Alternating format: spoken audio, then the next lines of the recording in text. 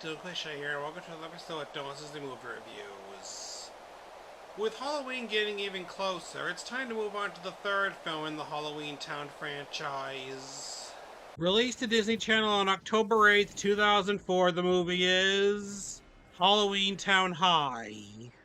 Set 2 years after the second film, Marnie, played once again by Kimberly J. Brown, is trying to think about what she's going to say to the council. I sure know what I'd like to say to them, but you know what? All I should have to say is, you're welcome. I mean, I only opened the portal to save the entire world. Thank me very much. I should be getting a parade, but no. I get a summons instead. You got her started. Any idea how to turn her off? And you know why they don't like my idea of letting the kids from Halloweentown go to school here? Fear and ignorance. Fear and ignorance. That's why. Honestly, I mean, you try to bring a little harmony to the universe, and all you get is... Is it time? Oh, no, dear, trust me. You'll know when it's time. Huh? What are you talking about? It's time. Marnie then joins the council and they talk about her proposal to send a bunch of teenagers from Halloweentown to school in the human world, but they're not sure about it because of the Knights of the Iron Dagger. Their mission in life was to destroy all things magical. Okay.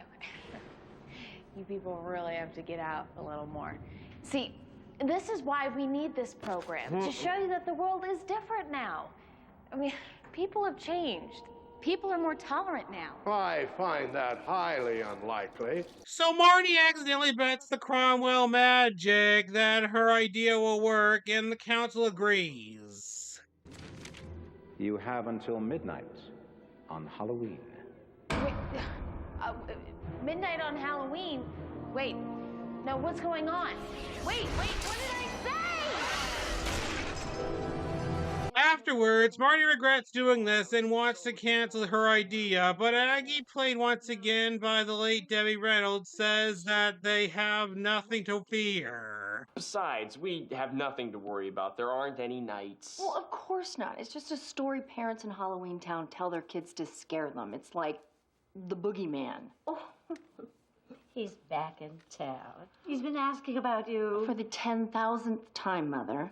No. So there really is a boogeyman? And apparently he has a thing for Mom. One date! But you're sure there aren't any knights? Yes, we're absolutely sure there aren't any knights.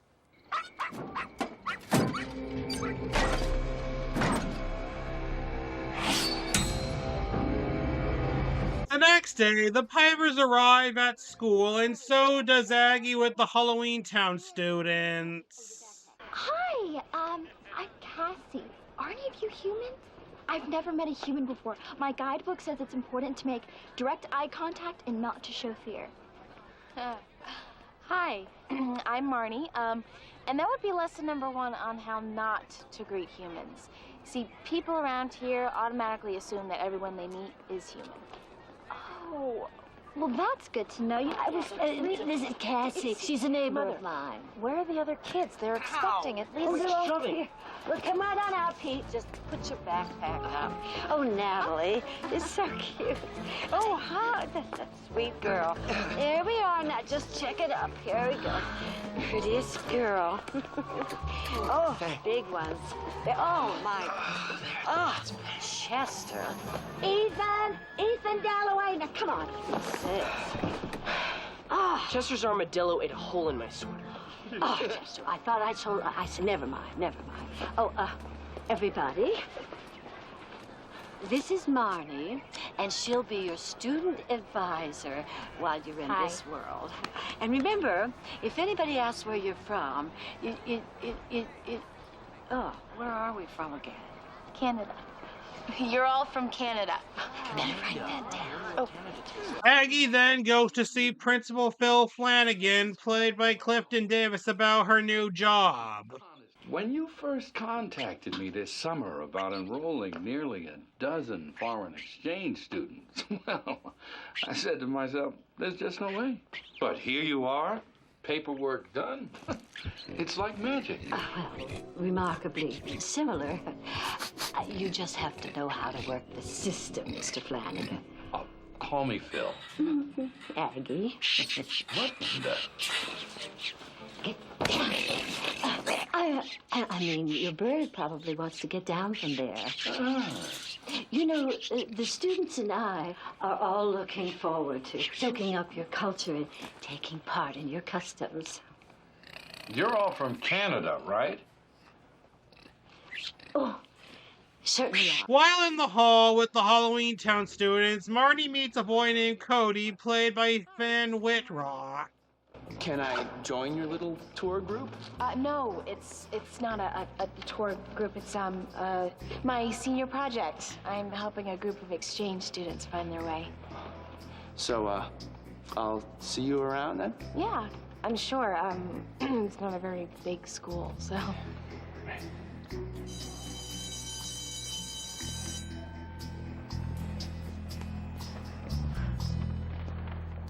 Later in Science 101, Aggie makes a parrot appear.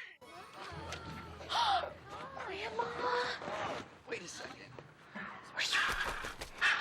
Well, I must have gotten a little help from the magic. You know, it's not quite an exact science. Yes, it is.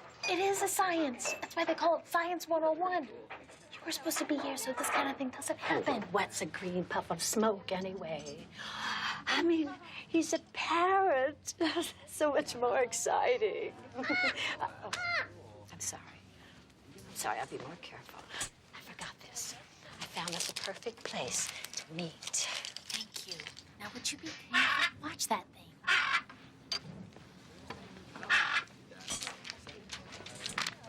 Afterwards, Marty goes to a locker, which she's sucked into, and finds Aggie and the Halloweentown students, who talk about their experiences with the school so far. I'm already starting to make new friends. These two cheerleaders walked past me and said, "What are you looking at? Freak?" Isn't that sweet? I mean, they actually thought I was a freak. Oh, and when they pass out mice in biology, you're apparently not supposed to eat them. But I had 3. Everyone keeps saying, "Hey, what's up?" What's up where? Yeah, I heard that too. Okay, it's your turn. Okay, Chester. It's your movie. Later that night at home, Aggie gets a call from Edgar Dalloway, played by Michael Flynn, on her witch's glass. Aggie, how are you? Edgar, I'm fine. And your brilliant granddaughter? Oh, hi, Mr. Dalloway. The first day was amazing. Ethan and the kids are already settling into human life. Well, I'm not worried about my son. You know, he's such a little go-getter. I'm just thrilled to know that everything's going so well. Yep, we won't let you down. It's not me I'm worried about, dear. It's you, your magic. Have there been any signs of danger? Oh, no. None whatsoever. Good. Well, just remember, the hopes of all of Halloweentown are on you. The next day at school, Marnie and Aggie see an iron dagger painted on a sidewalk outside. The knight's calling card. They know we're here. They? Who's they? They don't exist. I don't understand. Neither do I. It's perplexing. I mean, why the warning? The knights weren't known for playing fair. Well, it could just be somebody from Halloweentown, right? It was trying to scare us. Someone who wants the portal closed. I don't know. But that's what we're going to find out. And if there really are knights? We have a lot more to lose than just our magic.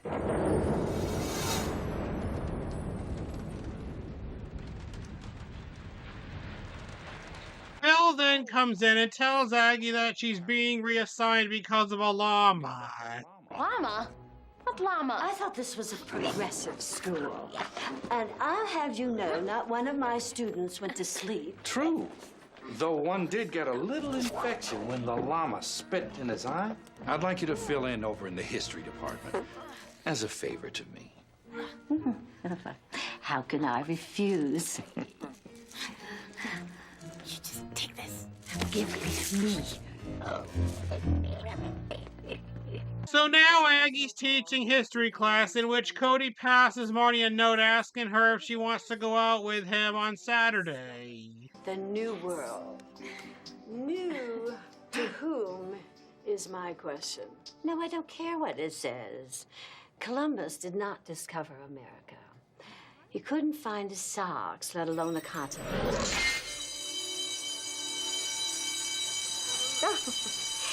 Tomorrow, somebody remind me to tell you a funny story about Da Vinci. Oh, there is a good reason the Mona Lisa was smiling. During lunchtime, Marnie goes to the room behind the locker and tells the Halloweentown kids that they should get out and participate. Participate? What do you mean, participate? Yeah. Oh. Hey, Pete. Think fast. Good catch, bro. Nice one. Ah, see? There's no reason you shouldn't try out for the football team. Oh. They'll try your paws instead of your mouth. Huh? What? No, that's really how they play. Yeah, she's right. Oh, and Nancy, how about the gardening club? No better gardener than a wood nymph. And Chester, how about trying for the wrestling team? Huh? I don't like wrestling. Well, then what do you like? I like stamps. Oh, well, you know what? There's a club for that, too. That's great. You know, I always wanted to be in a play. Oh, that's great. You know what? I think auditions are this week. Cassie, played by Eliana Reyes, then says that they should do a booth for Halloween since all the clubs are doing one. Oh, that's a wonderful idea. If anyone could show these mortals a thing or two about Halloween, maybe a haunted house. Ooh, that's a great idea. Hey, Cassie, you can be in charge and give everybody a job.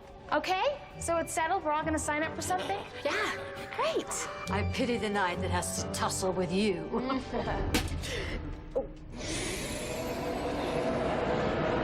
So the Halloweentown kids each sign up for something at the school. Then on Saturday, Cody arrives at the Piper's house ready for their date, but Marty thought he meant it would be for later that night and tells Cody that they're going to the mall. They don't have malls in Canada? So, tonight then? Tonight. So... Wait, where do they all go? Bye. Why does none of this surprise me? At the mall, everybody's enjoying themselves, and Marnie runs into Cody. Marty? I can't believe it. I had no idea. I mean, of all the malls in town.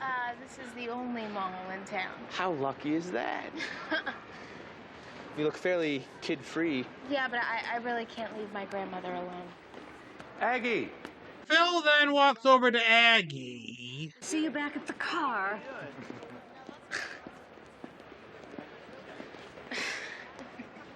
Meanwhile, the Halloweentown kids see a Halloween store and they're not happy with how they're being depicted. No wonder they're scared of us. I'm scared of us. Aren't most werewolves vegetarians? Yeah, but he kind of looks like my Uncle Ernie. I hope this isn't what they're expecting in our haunted house. Well, I find it offensive. We're just a big joke. I mean, how many green witch zombies do you know? Once a year, they'll dress up like us and laugh. Some bullies then walk by saying that anybody who likes Halloween is a freak, which doesn't make Ethan Dalloway, played by Lucas Grabby, very happy. I bet you think all monsters want to do is hide under people's beds. You probably think that all vampires want to do is just suck people's blood. Like they don't have jobs and families. I'm warning you. You better shut it, right?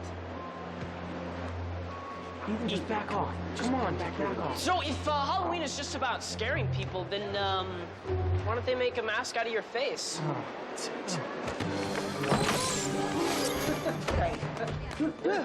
Why don't you pick on somebody your own size?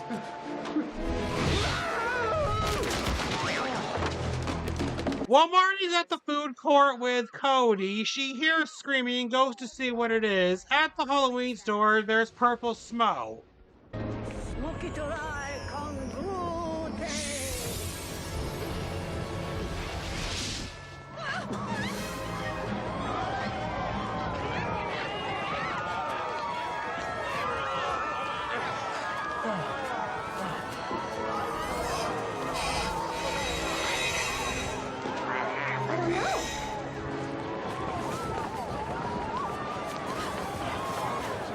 You're a troll. You're a big pink furry troll. So what? What do you mean, so what? So what? I never want to see you again, you stupid human. So what? Oh, Natalie, wait. Well, what happened? Is everybody okay? There was a fight, and then this smoke came out of nowhere. I couldn't see anything. It's okay. Everything's gonna be fine. Come on, Eve. Let's go. Yeah. The Knights. They tried.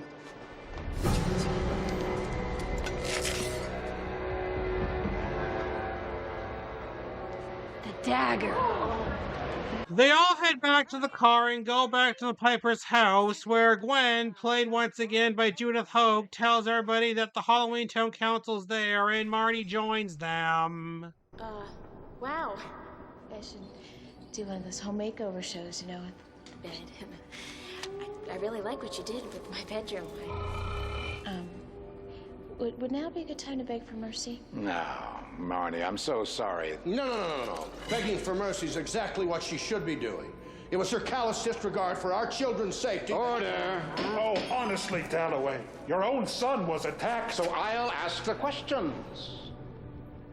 Marnie, why didn't you contact us after the first threat at the school? Perhaps we could have done something. She thought we were going to take her precious magic away. She cares more about the Cromwell magic than she does our own children's lives. No. I thought the threat had come from Halloweentown.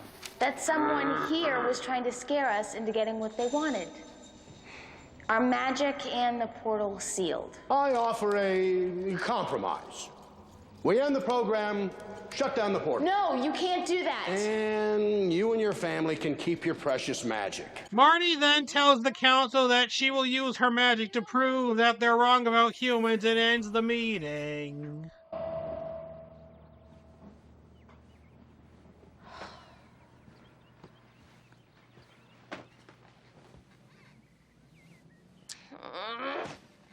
Later that night, Marnie joins the Halloweentown kids in the living room, and they say that the mall incident was their fault.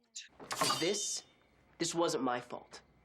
Look, if we all just stick together, we'll figure out what's going on. Yeah, good luck. We only have till next week.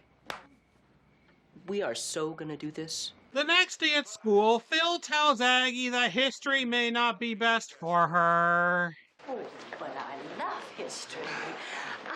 I try and bring it to life every time. Well, actually, that's part of the problem.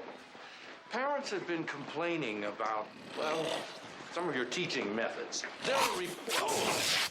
Oh, it's just this old briefcase. It keeps coming open and snapping closed on things. I guess I'll just have to replace it. Yeah. Oh, can I help you sew that back on? Well, yes. Cassie then finds Marnie. They go to the locker and see that somebody pried it open.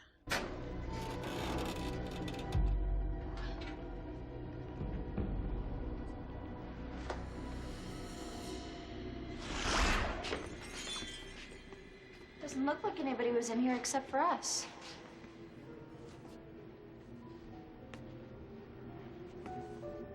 I don't get it. What's the matter? It's good that nobody got in here, right? I guess, but I mean, if we were dealing with somebody from Halloweentown, they wouldn't have had to smash their way in. So maybe we really are dealing with somebody from this world. Marty goes to tell Aggie about this and tells Cassie to stay there.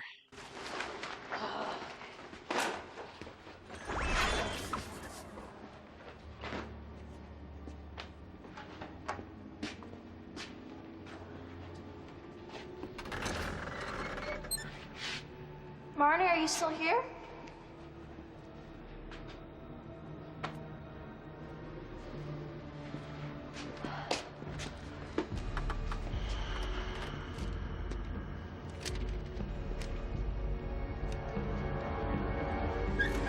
Marnie enters the gym where Aggie is, and she brings up Cody. Now that you mention it, the other day in homeroom, I was like, hey, Cody, guess what? I'm a witch and I have a secret clubhouse. Well, I just think it's a little odd, you know. I mean, first of all, he shows up at the school on the same day, and then he comes to our house, and then the mall. Oh, whoa, wait. You think it's odd that he likes me? Oh, I didn't say that.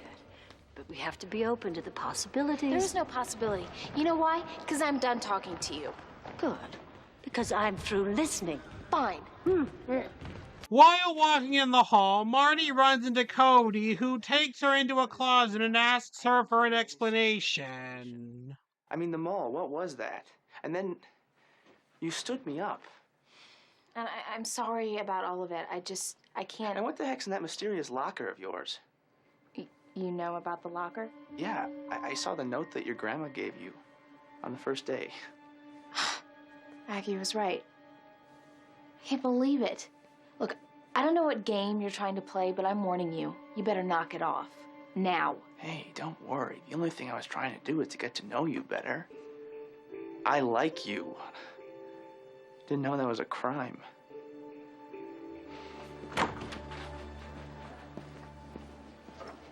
In the room behind the locker, Cassie screams, which Marnie hears. She enters the room and Cassie's gone.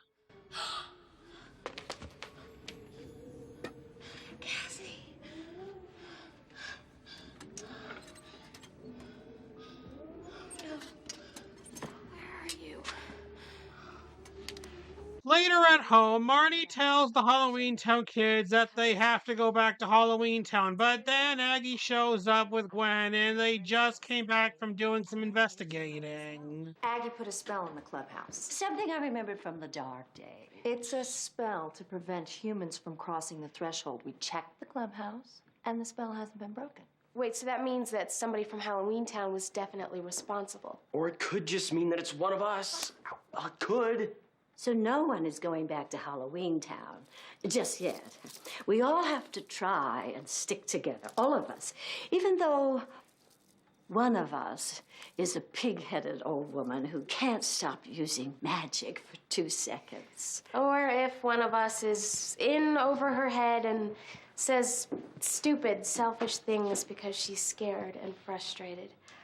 We definitely have to stick together. Gwen then says that they have to find Cassie, and Aggie says that there's only one thing strong enough to hold a witch, and that's a witch's glass. Do any of you have one? Ethan has one. He uses it to call his dad all the time. Oh, go get it. Gwen then goes outside and sees Cody. Thinking he's a knight, she uses a spell which makes him unconscious. Mom! We've got a problem. What? No. Mom! Oh, Cody. Be a knight? No, he's just a big idiot that keeps trying to be my prince. Oh, he brought me flowers. Oh, Mom, how could you? I'm so sorry, but, you know, he should wake up soon-ish. Sorta. Meanwhile, Ethan looks at his witch's glass and finds Cassie in it. What are you doing in there? What do you mean, what am I doing in here? Somebody put me in here. Now get me out! I can't. Ethan, what is going on? I don't know. Somebody then knocks on the door, so Ethan hides his glass and Aggie enters. Everything all right? Yeah. Oh, I know you and Cassie were good friends, but try not to worry too much. I'm sure she's going to be just fine, wherever she is. What? Oh, Oh, right. Wherever. that's it. Night. Night. Sweet dreams.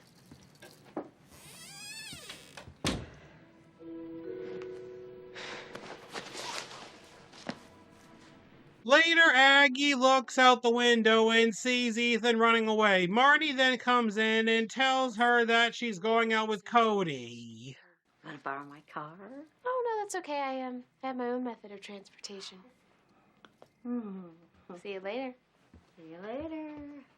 More like me every day. Marnie then takes Cody for a ride on her broom. He then wakes up and Marnie tells him that she's a witch. Marnie. I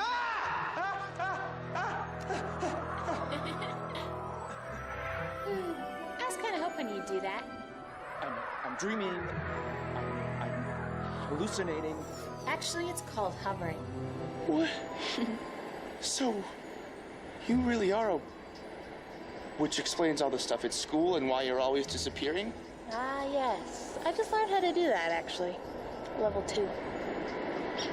Meanwhile, Ethan arrives at the school, goes to the principal's office where his dad enters, and he asks him if he put Cassie in his glass. What? No hug for your old man? Yes, unfortunate but necessary. You have a girl trapped in there? Hey, knock it off. Mr. Flanagan? Yes. For centuries, my family has been keeping a vigil. A vigil to ensure that our world remains pure of the magical. I'm the last remaining descendant of a noble order. Please. You wouldn't have even known that the Knights of the Iron Dagger existed if I hadn't found you and told you. But I'm still a knight, right? Yes, of course. All hail. Edgar then tells Ethan that because humans are horrible creatures, the portal must be closed permanently. A separate world for freaks? I'm all for it. Nothing's going to stop us now. The Cromwells will stop you. No. Not without their magic, they won't. And at midnight, on Halloween, the Cromwell magic is going to be mine. At the Piper's house, Gwen goes into Aggie's witch's glass to find Cassie. The next day at school, Principal Flanagan walks up to Marnie and Aggie and says that they won't have their haunted house at the carnival. Why wouldn't we be doing our haunted house? I mean, we're actually going there right now. Oh, well, I just thought with so many of your students going back to Canada. Yeah, I can't wait. Phil then goes into his office, and Marnie becomes suspicious about him, so Aggie sends her purse into Phil's office.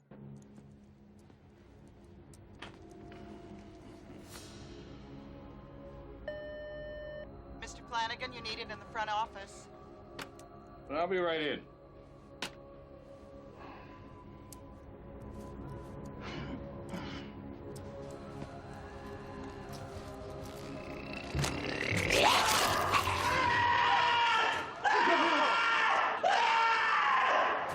Later at the carnival, Cody arrives and tells Marnie about last night when they were flying, thinking it was all a dream. Marnie then uses her magic to set up the haunted house, and Cody realizes that she is a witch.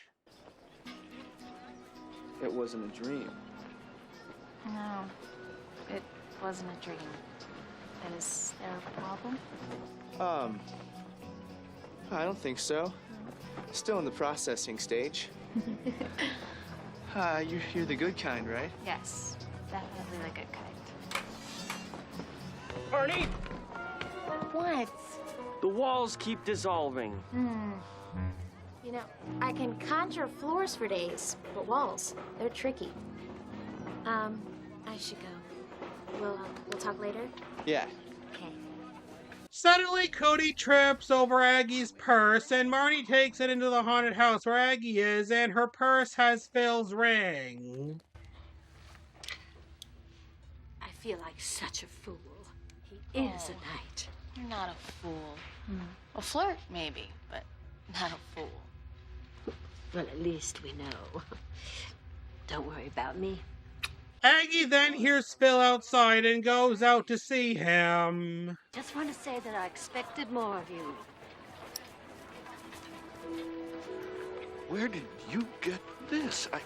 I hope that you know that the men you're trying to emulate, the men that originally wore those rings, they were bigoted, hideous, evil human beings.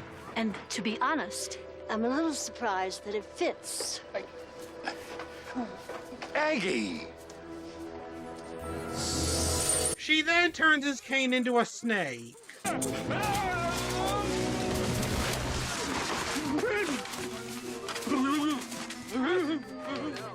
Happy Halloween!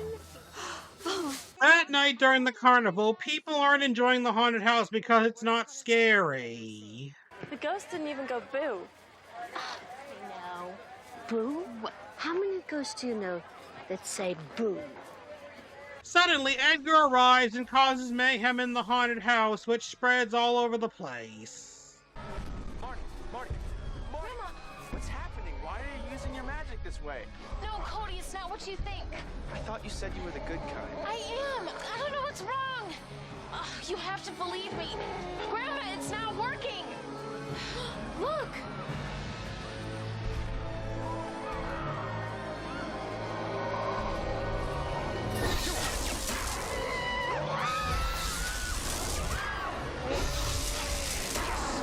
Aggie then puts a stop to this, and Phil tells the crowd that Marnie, Aggie, and the Halloweentown kids are responsible for this.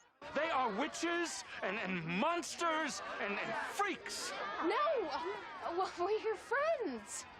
If we don't drive them back to where they came from, they will destroy us. We're trying to help you. I mean, come on, I've known most of you since the first grade. Marnie, it's almost midnight. Oh. Hey, it's us or them. Who's it gonna be? Grandma. Go get him! They go into the haunted house where they find Edgar, and he says it's time to pay up. No, you can't take our magic. Humans have changed. No one was threatening us until you showed up. That's just because they never got to know the real you. And now that they do, you Cromwells don't deserve magic. Now your magic is mine. Magicus Fixum. Edgar then takes Marnie and Aggie's magic, and then the crowd enters. Aggie! Is she hurt? What do you care? You're the one who offered her up to an angry mob. Ethan? No. I'm staying.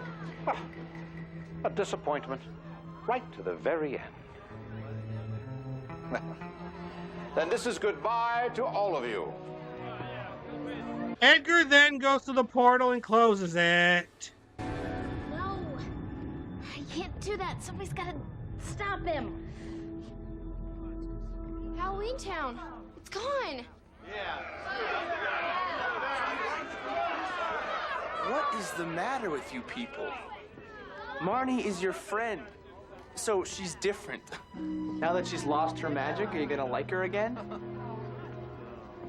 Brad kept thinking that we needed to fit in, but how do you know if someone truly cares about you if you don't show them who you really are? The Halloweentown kids then reveal themselves to the humans. I'm really a werewolf.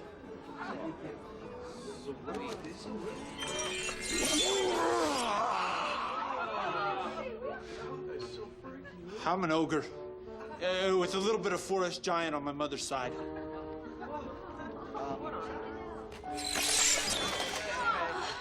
And I'm a troll. I'm just going through an awkward stage. This is all there is. Sorry. And these are the people you want destroyed? Sure, they look different, but are they really any different on the inside? I don't know what werewolves are like inside, but Pete's the best halfback we've ever had. And Natalie's the president of the science club.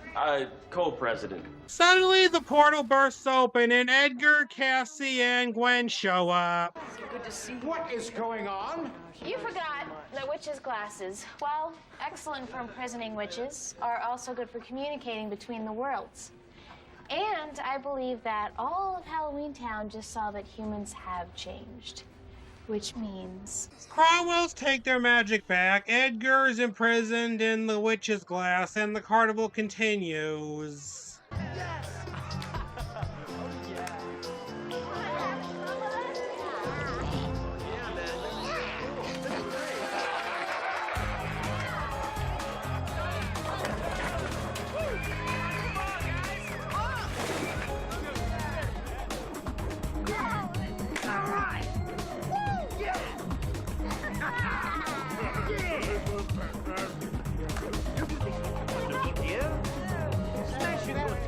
Phil talks to Aggie about staying at the school, and Aggie says that there should be some changes. Changes?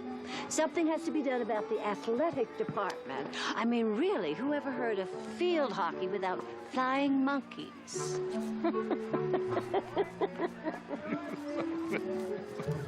Mother, have you seen Marnie anywhere? Oh, sure. He's just hanging around somewhere. The film ends with Marty taking Cody for another ride on her broom.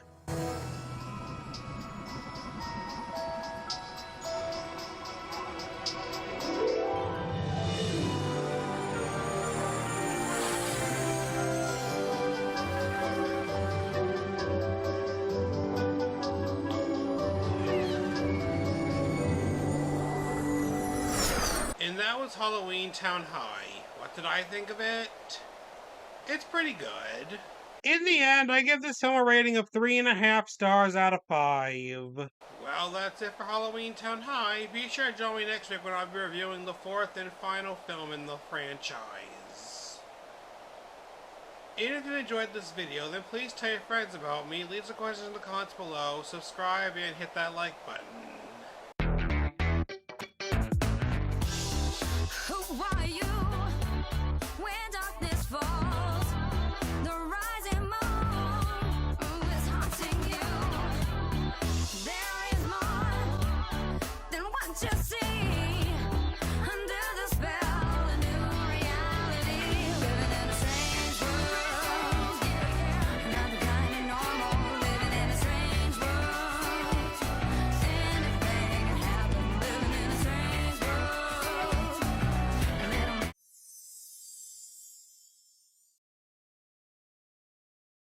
You know what? I can be okay with this. You just watch me. I'll stay up here all night. Well, I didn't exactly mean that.